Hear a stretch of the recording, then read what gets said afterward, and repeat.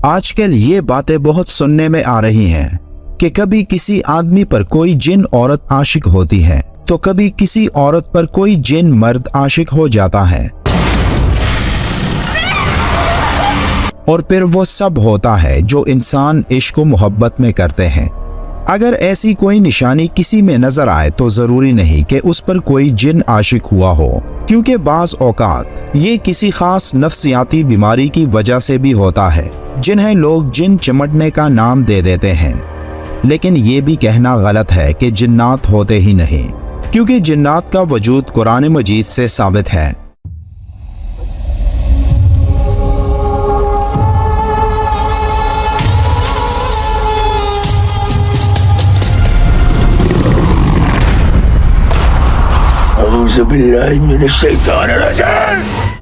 आमतौर पर यह देखा गया है कि औरतों पर जिन्नात के असरात ज्यादा होते हैं।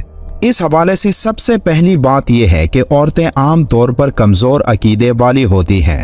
तालीम की कमी और ख़ास तौर पर दीन इस्लाम और इस्लाम के बुनियादी अकायद और कुरान से दूरी की वजह से औरतों के अकायद बहुत कमज़ोर होते हैं और वो हर सुनी सुनाई बात और अफवाह पर यकीन कर लेती हैं।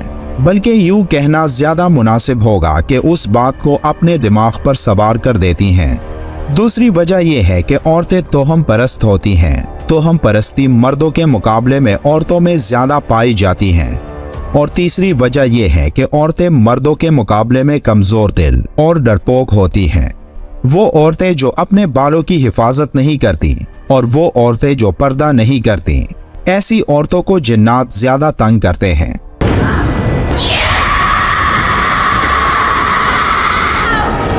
यूँ तो जिन्नात की कई अक़साम होती हैं, लेकिन इनमें एक किस्म ऐसी भी होती है जो किसी इंसान के जिस्म पर काबिज़ हो जाता है, जिसे हमारे मुआशरे में आशिक जिन कहा जाता है।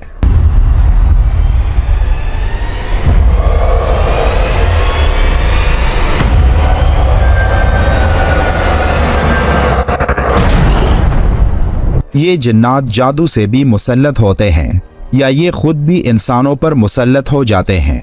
इसमें 90% शिकार ख़वातीन होती हैं, जिसकी बड़ी वजह नमाजों की पाबंदी ना करना, बेपर्दगी, गाने सुनना, दुआओं का एहतमाम ना करना, ज़्यादातर बरहना हालत में रहना, छत पर ज़्यादा देर बाल खुले छोड़ के बैठे रहना। इन सब तरीक़ों से ये जिन्नात खुद मुसल्लत हो जाते हैं। इसके बाद जादू से जब ये मुसल्लत किए जाते हैं तो इसका मकसद शादी में रुकावट डालना होता है।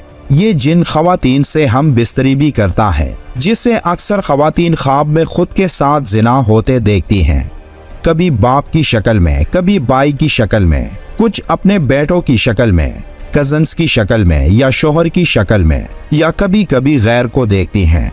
ऐसी ख़वातीन के जिस्म पर नीले रंग के निशान पड़ते हैं, खासकर घुटनों से ऊपर के हिस्से पर। कभी जिस्म पर नाखून का निशान भी पाती हैं।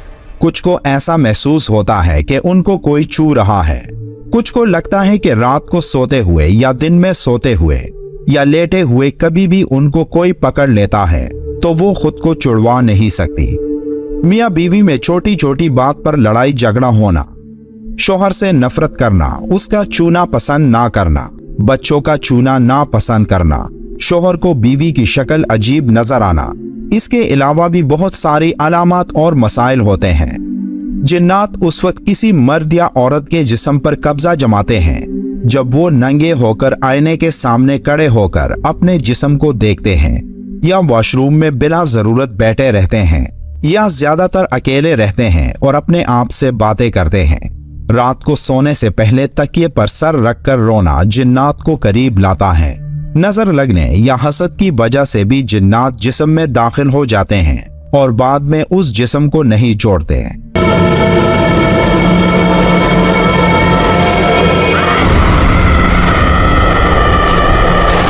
लड़की या औरत के खुले घने बाल देखकर भी ये जिन्नात उसके जिस्म पर काबिज होते हैं, जिसकी वजह से अक्सर औकात जिस्म में जान ना होना, अक्सर सुस्ती का शदीद गलबा, हर वक्त जहनी इंतशार का शिकार रहना, बोलने की अजीब बीमारी लग जाना, नींद से बेदार होने पर सीने और छातियों में दर्द महसूस करना, अकेले रहना पसंद करना यानी इंसानों से तबीयत उकता जाना, शहवत का इंतहाई बढ़ जाना, वुजू करने और सफाई सुथराई को दिल ना करना, आईने के सामने घंटों खड़े रहने का दिल करना और अपने शोहर से दिल भर जाना वगैरह।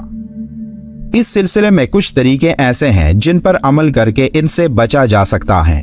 जब आप कपड़े तब्दील करें तो बिस्मिल्लाहिर्रहमानिर्रहीम पढ़ लिया करें ताकि जिन आपको बरहना हालत में ना देखें। नबी सल्लल्लाहु अलैहि वसल्लम ने फरमाया, इंसान अगर बैतुल खला जाते हुए बिस्मिल्लाह पढ़ ले तो जिन्नात से उनकी शर्मगाहें छुपी रहती हैं। जब बिस्तर में जाए तो हमेशा दाएं तरफ पहलू बदल कर सोएं और कुरान मजीद की आखिरी 2 सूरतें पढ़कर सोएं। रात के दरमियानी पहर में बुलंद आवाज में बात मत करें, क्योंकि इस तरह आप जिन्नात को परेशान करेंगे जिस पर वो आपको जानबूझकर नुकसान पहुंचा सकते हैं। कोई चीज फेंकने या खुद बुलंद जगह से नीचे छलांग लगाते हुए अल्लाह का नाम लिया करें। हो सकता है उस जगह पर कोई जिन हो और आप उसे परेशान कर बैठे और फिर वो आपसे इंतकाम लेने पर उतर आए। टॉयलेट में दाखिल होने से पहले ये दुआ लाजमी पढ़ें, क्योंकि ये जगह जिन्नात के ठहरने की पसंदीदा जगह होती है। आईने के सामने बरहना हालत में कभी खड़े मत हो और ऐसी हालत में कभी खुद को आईने में मत देखें, क्योंकि इस तरह जिन आप पर काबिज हो सकता है और आपके साथ ताल्लुक की कोशिश कर सकता है। ये बात भी जरूर याद रखें कि इन अलामात का मतलब ये नहीं कि जरूर जिन ही होगा, क्योंकि जिस्मानी बीमारियां जिन्नात के बगैर भी हो सकती हैं। अलबत्ता रूहानी बीमारियां और गुनाह वाले काम इस बात की अलामत होते हैं कि वाकई कोई शैतान जिन हावी आ चुका है। जादू और जिन्नात की शिकार समझे जाने वाली 95% औरतों पर ना तो जादू होता है और ना ही जिन्नात, बल्कि वो वैसे ही वहमी या नफ्सियाती बीमारी या हिस्टेरिया बीमारी का शिकार होती हैं। खास तौर पर गैर शादीशुदा बालिग लड़कियां ज्यादातर हिस्टेरिया का शिकार होती हैं और हिस्टेरिया की तमाम अलामात ऐसी ही हैं जैसे किसी पर जिन्नात का दौरा पड़ जाता है।